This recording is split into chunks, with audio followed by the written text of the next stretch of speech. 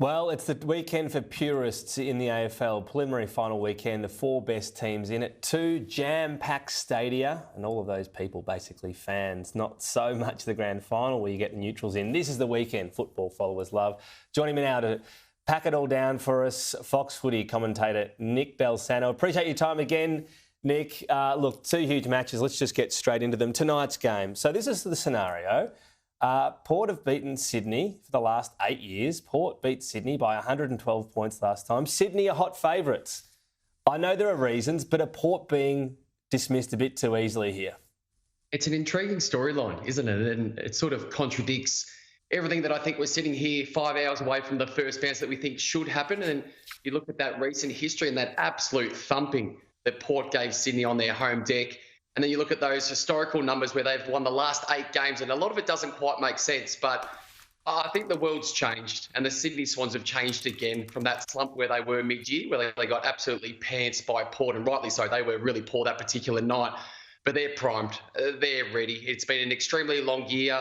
They've had the 2 breaks. So they had the pre-finals bye break, which everybody got. And then they had the last week off, given that they won the first week of finals. So I think they're in the box seat right now. And if we fast forward to next week, I still think they should be the premiership favourites, even though they haven't got through tonight just yet. Yeah, they won't be doing that, but you're allowed to get ahead of yourself. That's okay. As to their form, we know Port's has been pretty patchy, a good final last week. I'm not getting carried away with people saying Sydney weren't good in the latter half of the year. They were so much clear on the top of the ladder. It's got to be hard to sort of motivate yourself, and it's such an even year. If you're a bit off, you lose. I guess the question, though, is the SCG. They win finals there, but most of their wins are by less than a kick. They don't blow teams out of the water, if you like. So that'll be the concern. If it's this close arm wrestle, it's finals footy, everyone can win. They'll want a healthy margin, but history suggests that doesn't happen for them at the SCG in finals. Yeah, that's true. And they haven't been as good as they were maybe for the first 5 or 6 weeks where they were just untouchable. But even if you look back to their last game where they beat the Giants, they are down by 4.5 goals late in that third quarter and then to start the last. So they did win by a small margin, but they had to fight for it. So at no stretch was it easy. They won it a different way. And some of their superstars, their rock stars, Isaac Heaney's last quarter in that game was one for the ages. Maybe one of the best quarters of football we've seen all year. Maybe one of the best finals quarters that we've ever seen. So they've got all the pieces to the puzzle. But as you just touched on, none of that stuff matters when it comes to that first bounce tonight. They've got to prove themselves again to be the best team. But I think that they are. I think they get it done. Okay, all right, you sound confident there. The other match, of course, Saturday night, Geelong taking on the Brisbane Lions, the third preliminary final between these two sides in the last 5 years, both going the Cats' way previously. Interested in what you think will happen to the Lions in terms of physicality. I know mentally they've got to make sure they didn't celebrate for too long with that incredible come-from-behind win. But it was a huge taxing game. The week before, I thought it wasn't a taxing game. They had it on their own terms and they had the pre-finals bye before then. In your experience of the modern pre-finals bye, I know most of your career was before that, is one really hard final enough to sort of have you a bit, banged up for the opposition, or should you be able to handle one of them at least and still be pretty fit and ready to go? Yeah, this one is the flip of the coin one. So you're right. I have backed Sydney in to win tonight and possibly a comfortable victory. But this is the one that I don't think anybody honestly knows about, given how good Brisbane had been for the back half of that year. And then they just had a couple little blips late in the year that made them bottom 4 of the top 8.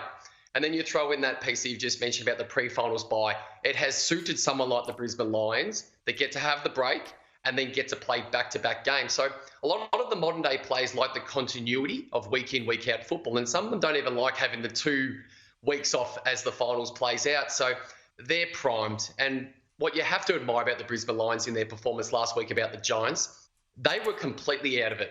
There was no way that they were coming back until that they did. There was a couple of pivotal moments, impactful moments late in that game that got them over the line. So hats off to what the Lions have done to get here. And then you add in against the Cats, who just keep on rocking up year in, year out. They have just been an incredible team. This guy gets to come back, Tom Stewart. They are only better for that. And I'm sold on the Swans. I honestly don't know how this one goes tomorrow night at the G. It's a flip of the coin. You mentioned Tom Stewart. He's back. I think the prime mover. He's 34, but Patrick Dangerfield dominated against Port. Are they more susceptible compared to 2022? Because if he's stopped, I know they've reinvented the midfield and Tom Stewart even has stints in there, but if Patrick Dangerfield is stopped these days, they do struggle to get on top in the centre. Yeah, well, it's a conflicting argument because you say, is it an issue that a 34-year-old is their most dominant, influential player? And I said, but that does happen in the league, hence why he's one of the greatest of all time. So if he's still their best midfielder, then life's okay from a Cats perspective. There's nothing wrong with that. But you are spot on. If Danger has a big game tomorrow night, it goes a long way to them winning once again. If he has a quieter night, then I think it goes more to that 50-50 style. So what do they do? What do they do with Dangerfield? What do they do with Tom Stewart? Is it a shutdown role? Do they just back themselves in the Brisbane Lions and think that we are just simply better than you? Regardless of where we play, this is the pieces that need to be answered tomorrow night. And I don't think anyone quite knows just yet. No, you're right. I think the start will be fascinating coming off that emotional high, I guess. They've got to hit the ground running and professionally, the Brisbane Lions. In my humble view, as their unofficial #1 ticket holder in Canberra, Nick Dal Santo. Thank you again for your time, for letting me just talk out my pre-game nerves. We'll talk again soon. All the very best. Enjoy.